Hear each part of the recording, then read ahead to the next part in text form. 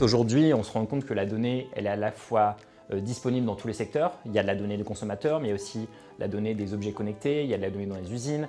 Mais la donnée, c'est que le début de la chaîne. Tout l'enjeu, c'est de disposer de solutions qui vont permettre d'exploiter cette mine d'or à bon escient pour transformer une donnée brute en initiatives qui sont impactantes pour tout le monde. Artefact est un acteur nouveau sur le marché qui est une société de conseil spécialisée en data science. Le type de données est très vaste, les types d'industries qui va collecter de la donnée est très vaste. On a de l'agroalimentaire, on peut avoir de la santé, de la pharma, on peut avoir des secteurs publics. Donc concrètement, nous, notre travail, c'est d'aller collecter toutes ces informations et de les mettre à disposition des métiers. La data ne sert pas que à améliorer ses performances business.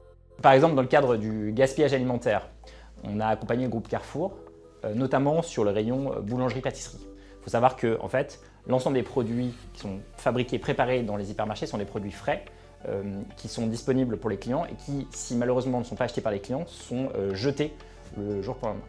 Artefact a accompagné le groupe Carrefour pour construire un algorithme de prévision des ventes pour aider l'ensemble des équipiers sur le terrain à avoir exactement le bon chiffre de produits à fabriquer le jour même pour éviter les ruptures de stock et le gaspillage alimentaire. La difficulté, c'est de faire un produit qui fonctionne à grande échelle, donc on a fait sur l'ensemble des hypermarchés du groupe Carrefour en France, et qui résiste finalement aux aléas. Ça peut être des vacances, des week-ends, ça peut être une pandémie. Et donc il faut être capable de construire des algorithmes suffisamment robustes pour finalement résister à toutes ces modifications de façon durable. Alors Wintix, c'est une start-up française qui a une ambition, c'est de rendre les villes plus agréables à vivre. Pour ça, on développe un logiciel d'analyse vidéo qui s'appelle CityVision et qui est capable de transformer les flux de vidéos de n'importe quelle caméra urbaine en données hyper précises sur ce qui se passe dans les villes. Par exemple, la ville de Paris utilise CityVision pour connaître toutes les mobilités qui évoluent sur son territoire et donc disposer de données objectives pour mieux aménager la voirie.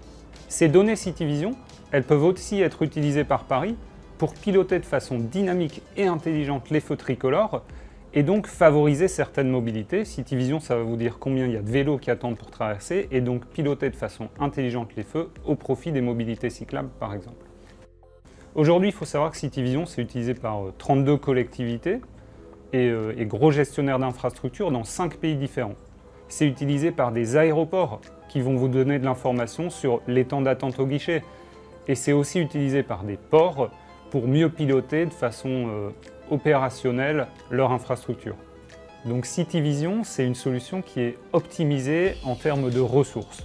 Côté équipement, parce qu'elle s'appuie sur des caméras déjà installées, et côté énergie, parce que c'est une solution qui a été pensée avec un vrai objectif de sobriété énergétique. Et ça, pour nous, c'est important, parce qu'au quotidien, on accompagne nos clients à construire des villes plus vertes et plus durables. Je ne pense pas qu'il faut avoir peur de la technologie. En revanche, on pense qu'il faut qu'elle soit bien encadrée. En Europe, on a une culture assez forte sur la protection des données et des libertés individuelles, notamment avec le RGPD. Et ça, c'est une bonne chose. Le RGPD, ça réglemente assez fortement ce qu'on peut faire avec les nouvelles technologies et avec l'IA. Et ça permet d'en garder les meilleures applications et de se prémunir d'éventuelles dérives. Je pense qu'en Europe, on peut vraiment créer de la confiance. Et on pense que c'est cette notion de confiance qui va aider l'Europe à émerger autour de l'intelligence artificielle.